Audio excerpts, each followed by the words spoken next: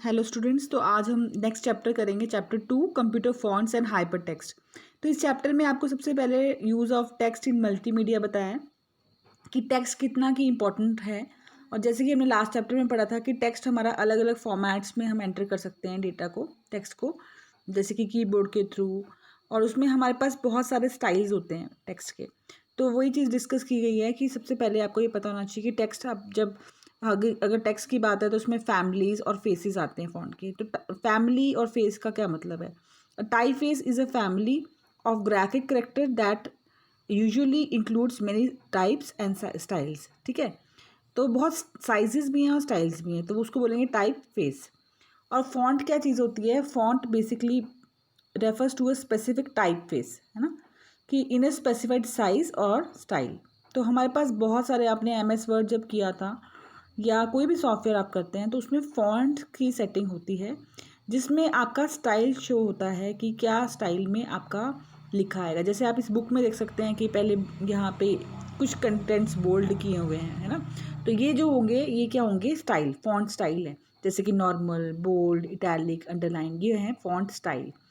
फिर आता है डायमेंशंस ऑफ फॉन्ट, जिसमें आपको बताते हैं कि कितना की वो बहुत बड़ा हो सकता है, छोटा हो सकता है टेक्स्ट। ठीक है, तो इसके लिए बहुत स्टार्टिंग में ज़रा डिटेल में जाने की ज़रूरत नहीं है, आपको सिर्फ फॉन्ट स्टाइल और फॉन्ट टाइप फेस पता होना चाहिए। उसके बाद जो आपका जो पेपर पॉइंट ऑफ व्यू से इम्पोर्टेंट है वो है कि मोनोस्पेस्ड फॉन्ट्स क्या होते हैं, ये इंपॉर्टेंट है। तो मोनोफेस्ड जो होते हैं वो फिक्स्ड इन विड्थ होता है, मतलब कि उसका साइज जो होगा वो फिक्स होगा। जैसे कि कोरियर एग्जाम्पल, बहुत अच्छा एग्जाम्पल है कोरियर। जो ये एक ऐसा फॉन्ट है जो जिसका हॉरिजॉन्टल स्पेस जो है लाइन में सेम रहता है। ठीक है, जैसे कि आई की बात करें हम या कोई और सॉफ्टवेयर की बात करें तो आई और डब्ल्यू, अगर आप देखें डब्ल्यू बहुत बड़ा है तो उसके लिए भी स्पेस उतना ही रहेगा जितना कि आई के लिए रहेगा, है ना। तो ये एडजस्टमेंट नहीं करता, मतलब अनइवन लुकिंग वर्ड्स के लिए। ठीक है, अगर हम बात करें प्रोपोर्शनली स्पेस फॉन्ट्स की, तो ये क्या करते हैं? ये नैरो फिट कर देते हैं, मतलब कम जगह में भी लेटर्स को एडजस्ट कर देते हैं। फॉर एग्जांपल, इसका एग्जांपल है एरियल और टाइम्स न्यू रोमन। और ये प्रोपोर्शनली स्पेसिंग फॉन्ट्स होते हैं जो एमएस वर्ड में हमारे बहुत ज़्यादा यूज़ होते हैं। तो आपने नोटिस किया होगा कि जो कोरियर होता है, जो कि कोरियर एग्जाम्पल है मोनो स्पेस्ड फॉन्ट का, जिसमें कि स्पेसिंग जो होती है on a line of each character is the same, है ना। तो वो चाहे आई हो चाहे डब्ल्यू हो, लेकिन जो प्रोपोर्शनल है ये फॉन्ट का नाम ही ऐसा है जिसमें कि वो ऑटोमेटिकली एडजस्ट कर देता है। ठीक है, इस पेज में इतना ही है जो मेन आपको पढ़ना है। उसके बाद नेक्स्ट पेज पे आपके पास स्केलिंग का दिया कंसेप्ट, ये बहुत इंपॉर्टेंट है पेपर पॉइंट ऑफ व्यू से। Scaling, tracking, leading and kerning, ये 4 चीज़ें हैं। तो स्केलिंग क्या होती है? It changes the size of the font. Horizontal scaling means changing the width of the font without changing the height, मतलब कि सिर्फ विड्थ जो होगी वो चेंज होगी, हाइट का फर्क नहीं पड़ेगा। That is what you call scaling. Second concept होता है tracking. Tracking adjust the space to the right of each character, हर करेक्टर के राइट पे। Increasing the tracking increases the amount of the space between all the text. ठीक है, और decrease अगर आप ट्रैकिंग करेंगे तो space between all the text and darkens the page. Leading क्या होती है? Leading means spacing between the lines, lines के बीच में जो स्पेस होता है उसको हम क्या बोलेंगे? Leading. In general the amount of space added between each line of the body should be about 20% of the type size. जो फॉन्ट का साइज है उससे 20% होना चाहिए। ठीक है, तो याद रखना है कि leading is the spacing between above and below the consecutive lines of the text. ठीक है, फिर उसके बाद नेक्स्ट कंसेप्ट है आपका, तो ये तीन चीज़ें आपको पता होनी चाहिए। स्केलिंग, फिर आपका ट्रैकिंग होता है एंड लीडिंग। ठीक है, एक और कंसेप्ट है वो है Corning. Corning is the space between individual characters, जो हर एक करेक्टर के बीच में जो स्पेस होगा उसको बोलेंगे कर्निंग। उसके बाद हमारे 2 टाइप के फॉन्ट फैमिलीज आती हैं। ठीक है, तो पहला है पोस्टस्क्रिप्ट और दूसरा है ट्रू टाइप। ठीक है, तो पोस्टस्क्रिप्ट जो है अडोब ने इंट्रोड्यूस किया था इसको 1985 में, और पोस्टस्क्रिप्ट जो है स्केलेबल फॉन्ट सिस्टम है। ठीक है, मतलब कि ये कंपैटिबल है प्रिंटर्स के साथ भी, और स्केलेबल जैसे हमने अभी डिस्कस किया कि जिसमें हम साइज फॉन्ट का चेंज कर सकते हैं, और इसमें हमारी विड्थ जो होती है फॉन्ट की वो चेंज होती है, लेकिन हाइट नहीं चेंज होगी इसमें। ठीक है, तो ये पोस्टस्क्रिप्ट का है, और ये भी फर्दर 2 टाइप का है। ठीक है, 2 काइंड्स ऑफ पोस्टस्क्रिप्ट होता है, टाइप 1 और टाइप 3। उसके बाद नेक्स्ट कंसेप्ट है ट्रू टाइप फॉन्ट्स, ठीक है।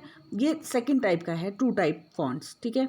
तो ये जो है एप्पल कंप्यूटर्स ने इंट्रोड्यूस किया था और बाद में माइक्रोसॉफ्ट ने भी इसको यूज़ कर लिया था। तो बेसिकली ट्रू टाइप फॉन्ट्स जो है एक ऐसा है जिसमें प्रिंटर्स और स्क्रीन एक बारी में इसकी फॉन्ट फाइल उसकी बनती है, ठीक है। और ये बहुत सारे बिजनेस पर्पस के लिए भी यूज़ होता है। विंडो बेस्ड सिस्टम्स उसको बहुत ज़्यादा यूज़ करते हैं और ये बहुत ही ईजिली ऐड हो सकते हैं आपके सिस्टम में और कोई एडिशनल सॉफ्टवेयर इसके साथ काम करने के लिए नहीं चाहिए होते हैं। जो ट्रू टाइप, तो दो टाइप के फॉन्ट हमारे हैं, पहला है पोस्टस्क्रिप्ट और दूसरा है ट्रू टाइप ऑफ फॉन्ट्स। ये कंसेप्ट यहीं पे ख़त्म है। उसके बाद हमारा कंसेप्ट है बिटमैप फॉन्ट्स के ऊपर। तो बिटमैप फॉन्ट्स क्या चीज़ होते हैं, ये जो ऐसे टाइप फेसेस होते हैं जो स्पेसिफिक साइज़ के साथ होते हैं। इनके अपने बनाए हुए अपने स्पेसिफिक साइज़ हैं और अपने एट्रीब्यूट्स हैं हर करेक्टर के, हर एक टेक्स्ट के, मतलब, ठीक है। ये ऐसे फॉन्ट्स हैं जो अपनी कुछ सेटिंग्स के साथ होते हैं और ये प्री डिफाइंड होते हैं और ये लिमिटेड होते हैं क्योंकि ये प्रिंटिंग में वही साइज़ रख सकते हैं जो इनके पास होता है। लेकिन अगर हम बात करें आउटलाइन फॉन्ट्स के, तो ये स्केलेबल हैं। इन बिटमैप फॉन्ट्स और आउटलाइन फॉन्ट्स में इनको हम वेक्टर फॉन्ट्स भी बोलते हैं, आउटलाइन फॉन्ट्स को। तो ये स्केलेबल होते हैं, ये लिमिटेड नहीं है स्पेसिफिक साइज़ को, जैसे कि बिटमैप फॉन्ट्स थे। और इसमें ये क्या है, प्री डिफाइंड साइजेस के साथ नहीं आते हैं। आउटलाइन फॉन्ट्स स्केलेबल हैं और ये अलग अलग एट्रीब्यूट्स के साथ भी आते हैं, जैसे कि बोल्ड फेसिंग या अंडरलाइन, इनके साथ भी अवेलेबल होते हैं, ठीक है। तो ये नोट में अभी आपको दिया हुआ है, तो इसलिए आपने इस चीज़ का देखना है। तो दोनों में यही फ़र्क है बिटमैप और आउटलाइन में कि बिटमैप फिक्स हैं स्पेसिफिक साइज़ और एट्रीब्यूट्स के साथ, लेकिन आउटलाइन फॉन्ट्स जो होते हैं वो स्केलेबल होते हैं, मतलब आप उसकी विड्थ को चेंज कर सकते हैं, ठीक है। अब नेक्स्ट कंसेप्ट आता है आपका कि इंटरनेशनल कैरेक्टर सेट्स, ठीक है। हमारे पास जो हमारे जैसे ABC जो हम कीबोर्ड से एंटर करते हैं वो हमारे पास मॉनिटर पे डिस्प्ले होते हैं, जो भी हमने फ़ॉन्ट चूज़ किया हो उस हिसाब से डिस्प्ले होते हैं। लेकिन ये कैरेक्टर सेट्स हैं क्या और कैसे ये काम करते हैं? तो पहला है ASCII कैरेक्टर सेट। ASCII को हमने ASCII ASK और EE मतलब ASCII करके प्रोनाउंस करना है और इसकी फुल फॉर्म होती है American standard code for information exchange, ठीक है। ये एक स्टैंडर्ड अल्फ़ा न्यूमेरिक कोड है जो नंबर्स, अल्फ़ाबेट्स और सिंबल्स को रिप्रेजेंट करता है 7 बिट के फॉर्मेट में।